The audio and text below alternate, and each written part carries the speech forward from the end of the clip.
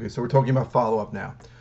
And as we said yesterday, you got to follow up forever until somebody tells you to stop contacting them or until they sell their house and you don't think that they're not a lead anymore. Um, but here's a big nugget, and again, we learned it recently. I had someone who threw me out of their house when I gave them the offer. They told me absolutely not. They called me back, and we're now buying the house from them. So you would think that leads are dead. Even if somebody tells you to go screw yourself, you think the leads are dead. They're not dead.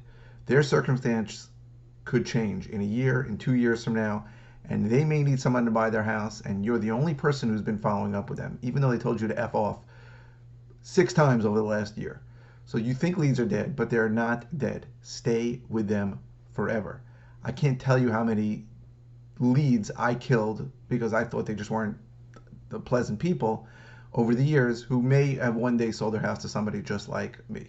So I would absolutely encourage you to stay with follow up, even on deals where the person seems unpleasant or says they're never selling their house, because people's circumstances change.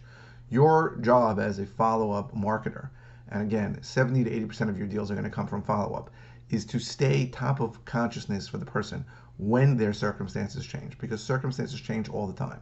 Unfortunately, people get sick, people die, people have to move, and in many of their minds, because they reached out to you once, you're their best option, or I'm their best option.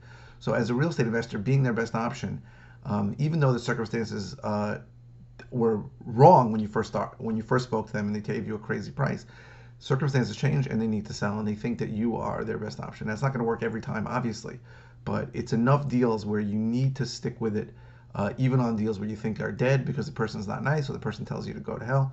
Stay with them, stay top of mind consciousness once a month, and they will turn out to be deals.